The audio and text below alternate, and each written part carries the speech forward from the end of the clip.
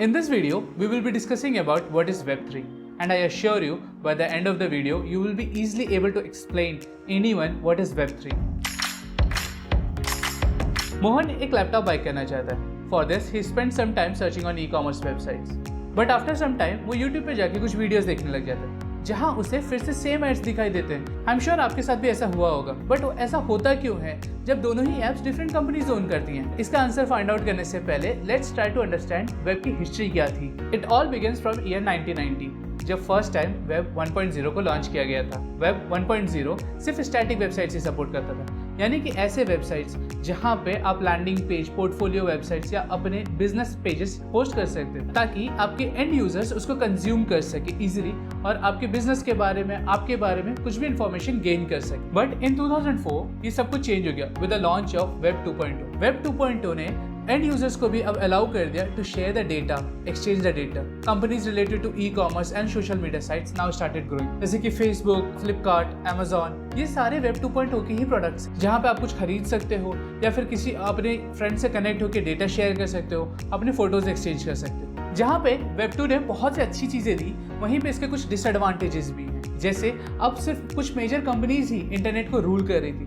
They can literally decide कि internet पे क्या हो सकता था और क्या नहीं हो सकता था. ये कंपनीज यूजर के डेटा को स्टोर करती हैं और उनको सेल भी कर सकती हैं या एक्सचेंज कर सकती हैं फॉर अर्निंग मोर प्रॉफिट. इन्हीं प्रॉब्लम्स को वेब 3.0 सॉल्व करता है.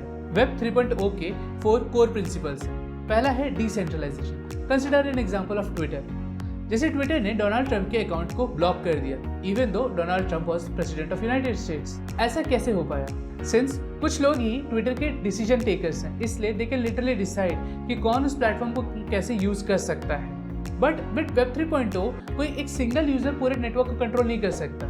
ये डिसेंट्रलाइज्ड है. यहाँ पे कोई एक सिंगल पर्सन ये डिसाइड नहीं कर सकता इस प्लेटफॉर्म को किस तरह से यूज किया जाएगा. अगर इसको डिसाइड भी करना है तो आपको एक वोटिंग रन करनी पड़ेगी. यहाँ हर चीज गवर्नेंस के थ्रू होगी. हमारा सेकंड पॉइंट है permissionless.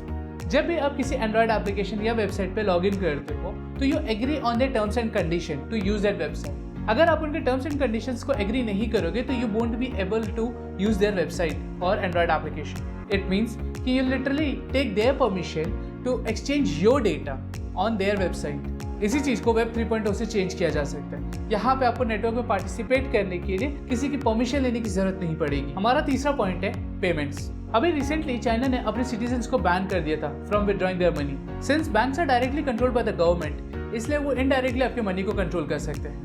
But with Web 3.0, we don't have to depend on any central authority for exchanging our money. This gives us better control over our hard-earned money. हमारा last core principle है trustless. Web 3.0 function करता है incentive basis पे. मतलब कि आप एक task करो और उसके बदले में आपको कुछ रिवॉर्ड मिल जाएगा फ्रॉम द नेटवर्क और फ्रॉम द सिस्टम. इसलिए यहाँ पे किसी भी थर्ड पार्टी पे डिपेंड नहीं करना पड़ता. बहुत से लोग कंफ्यूज कर जाते हैं in understanding difference between Web 3.0 and blockchain as a technology. Web 3.0 एक कंसेप्ट है जबकि ब्लॉकचेन एक टेक्नोलॉजी है through which this 4 core principles of Web 3.0 is implemented. Alexa and Siri are the perfect example of this. ये दोनों AI and NLP के combination से created applications हैं. इनका ब्लॉकचेन से कोई रिलेशन तो है ही नहीं. Still they are considered as the Web 3.0 technology. Hope आपको आज का वीडियो पसंद आया हो. Please subscribe our channel and hit the bell icon क्योंकि हम हर मंडे और थर्सडे न्यू वीडियोस लेके आते हैं ऑन Web 5 कंटेंट. मिलते हैं हम अपने अगले वीडियो में. Till then, keep exploring and keep learning this new world of Web 5.